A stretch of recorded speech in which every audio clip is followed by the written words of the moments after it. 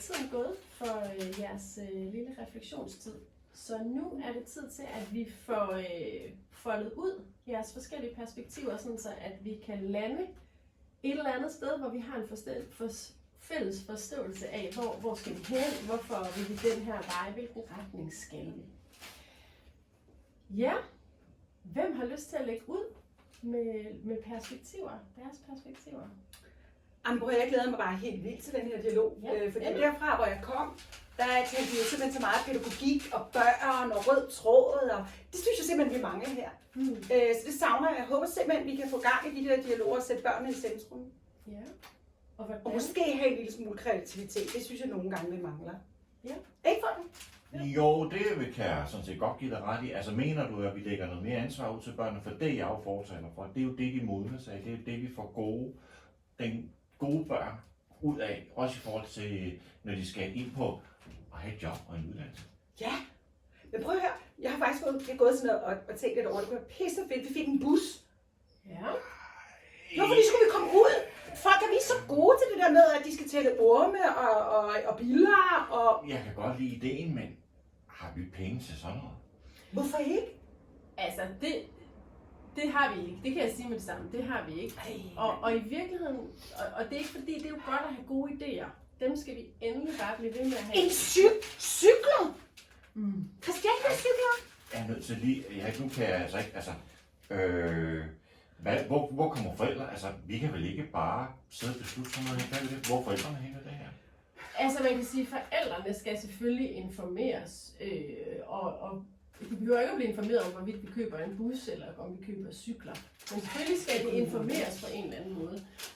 Og den del, tænker jeg, den ligger hos mig som leder. Jeg kan skide godt lide dine idéer, må jeg lige op. Jeg kan skide godt lide dine idéer. Det ved jeg jo. Der skal noget struktur over det her. Altså, jeg har virkelig behov for, at du fortæller os rammen, den økonomiske ramme. For vi kan jo sidde og komme med mange idéer her. Jeg gider ikke, at I rammer. Nej. Men jeg tænker, at du har ret i, der skal rammer til, og dem skal vi nok som ledelse tage os af. Og det er både i forhold til tid og skemaer og økonomi osv. Men på det her møde, der var tanken jo, og det var virkelig også det, I lige sad og reflekterede over. Hvad drømmer vi om? Hvad er det, vi gerne vil? Og hvorfor vil vi det? Hvad er det for nogle pædagogiske overvejelser, der ligger bag? Jeg kan godt lide at drømme, men jeg har virkelig behov for en ramme, fordi jeg kan drømme herfra og så til Tyskland. Men det hjælper ikke noget. Altså, der skal noget konkret på bordet. Ja, men kan du ikke prøve at sige lidt om, du laver jo en undervisning, som rigtig mange matematiklærer på skolen kigger på. Ja. Og hvad er det, der driver dig? Hvilke tanker ligger bag? Det er simpelthen børn. Det er, når jeg kan se, at de er modtagelige for læring, og det er simpelthen bare at køre derud. Det kan jeg godt lide. Jeg er ikke til den almindelige undervisning. Altså, vi skal have børnene på banen, og de skal i front. Ja. Så vil jeg rigtig gerne være med til at dygtiggøre mig. Og hvorfor vil vi have børnene i front? Fordi det er jo vores kerneopgave. Ja. Det er dem, det handler om. Og jeg kan godt lide dine idéer, men vi er simpelthen nødt til bare lige at få noget mere struktur på. Jeg tænker meget på økonomien her. Så hvad er rammen? Lasse, hvis jeg ikke kan få en bus, og jeg kan ikke få cykler, kan vi få løbehjul, så vi kan komme ud og bryde konteksten? Altså man kan sige, det er jo ikke det vil vi gerne tale mere om, men på det her møde kunne jeg godt tænke mig, at vi løftede os lidt højere op i helikopteren, så vi det ikke børnene ikke. Nej, der er børn ikke, men det er vi. Så det der med, hvor er vi henne? Hvad drømmer vi om? Hvad håber vi på? Hvad er din studietur til Tyskland så? Ja! Jeg kender jeg har nogle kontakter dernede på en anden skole. Kunne det ikke være noget? Det skal ikke være nogle af de tørre tyskere folk, og dem har du nogle af. Det skal være nogle af de sjove tyskere, ikke? Ja, og hvorfor vi... Okay, lad os så bare sige, vi skal have en studietur til Tyskland med børn på 6 år. Hvorfor vil vi det? Hvad er det for nogle pædagogiske, faglige overvejelser, der ligger til grund for, at vi tænker, at det er sådan noget, vi skal putte ind? Jamen, vi er jo nødt til at bryde med konformiteterne. Vi er jo nødt til at have nogle børn, der kan tænke kreativt, arbejde i farver og operere uden for konteksten. Ellers så dør de jo, hvis vi dræber vision. Så vi skal ud og lade børnene tænke selv. Ja. Så det er noget med, at I Ja, gerne... det er jeg meget enig med dig i. Ja, det kan jeg godt se. Okay, så det er noget med, at I gerne vil skabe nogle... Børnene skal selv have nogle visioner for, hvad de vil.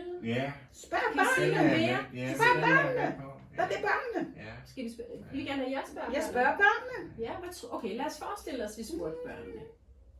Lad os forestille os, Ja, I børn. er det noget Hvad vil I spørgeskema, sige? eller hvad Hvad mener vil I du? sige? Måske kan de tegne det. Ja, hvad vil I Måske sige? kan vi lave sådan en Hvordan skal vi følge op kreativ... på det? Hvordan vil du følge op på de resultater med at tegne det? Altså, der har jeg behov for noget igen. Altså, Stol nu på simpelthen nødt til børnene. lige at- Altså, at de finde- kan da godt komme frem med Hvordan vil du noget. følge op på det? Jeg kan sgu da se, hvad de tegner, folk. Jeg tænker, at jeg faktisk lige vil pause jer lidt. Og Mads, hvad er dine drømme og perspektiver på den her nye måde at lave indskoling på? Hvad er det, hvad du tænker, der driver det her? Jamen først så, altså, jeg egentlig føler mest, at det er for i dag, det er lidt for at lytte. Fordi jeg har jo ikke samme baggrund som jer. Altså, jeg er ikke lærer jo. Så jeg lytter og suger til mig, og håber bare, at jeg kan være med til det. Men Jeg har simpelthen tænker for med- lidt behov for, måske du kommer lidt ind i kampen. Altså, Ja. Hvad har I behov for fra Mads? jeg har behov for at lige at få dit perspektiv også nu noget nyt, Ja, fordi klart. hun kører bare derudad, og Ja. jeg har lidt Jamen, jeg er mere min nogle idé at rammer. skydes ned jo. Økonomi. Nej, det gør jeg ikke. Synes du, jeg gør det? Nej, Nej, det synes jeg da ikke. det synes jeg ikke. Og det gør heller ikke noget, I er uenige. Og det gør heller ikke noget, at der er nogen, der indimellem siger, hvordan gør vi med rammerne? Hvad er rammerne? Men her, på det her møde, der er det okay, at vi bevæger os ud og ikke nødvendigvis lige tænker på rammer, men tænker på, hvorfor gør vi, som vi gør. Det er røde tråd, ikke? Måske Som kunne jeg vi, savner. ja, præcis. Ja, og få snakket om det der, den der måde, vores pædagogik. Og der må, jeg tænker, Mads, der må jo have været noget, der også har drevet dig ud i gerne og ville blive lærer. Selvom du har en anden baggrund. Hvad? Kan du sige lidt om dit tanker? Ja, altså, jeg synes jo det her med, at man får et forhold til eleverne. Det her med, at der bliver skabt et rum, og man er trygge sammen. Okay. Det synes jeg har... Så der er noget har med været godt for mig. relationer mellem børn og voksne. Ja, og Det har vi faktisk ikke talt. Undskyld. Nej, men det synes jeg var... Det kan jeg godt lide, det relationelle i det. Hvad skal vi bruge den til? Altså, at børnene kan få lov at være kreative og trygge. Nå, men jeg synes bare, min erfaring det er, at hvis man har det godt sammen, og man lærer hinanden lidt at kende, så går det bedre. Så føler jeg, at jeg har en bedre undervisning. Og I kommer jo virkelig til at lære alle børn at kende i indskolingen. Hvad deler I det perspektiv, at det er en vigtig del af det, vi sætter i gang nu, at I kender dem, alle børnene rigtig godt, og alle børnene kender jer rigtig godt?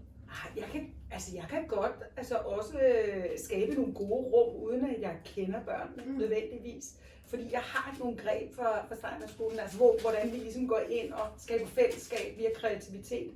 Så det tænker jeg godt, jeg kan. Men det er selvfølgelig klart, at desto bedre man kender, så ved man jo også, hvem man lige skal støtte lidt i den kreative proces. Mm-hmm. Jeg har behov for den tætte dialog til børn og lade børn. Jamen, det er derfor, vi godt marker på os, ikke? Ja, og hvad er det, der ligger i at kende børnene for Ja, men det er jo den måde, man ligesom videreformidler og giver noget ny viden, og det, jeg kan jo godt lide at lægge ansvar over på mig. Derfor er jeg nødt til at have, kan man sige, den tætte dialog. Men jeg kunne rigtig godt tænke mig til det næste møde, vi har, at du ligesom kommer med en ramme og en økonomisk ramme for, hvad kan vi egentlig. Nu har vi givet nogle input i dag, ikke? Okay. Jeg har også en time her lige om lidt, Ja. og en gård. Behøver jeg være med til det der møde omkring rammer og sådan noget? Fordi I bestemmer jo bare det, hvis jeg får lov at putte det sjove indhold i.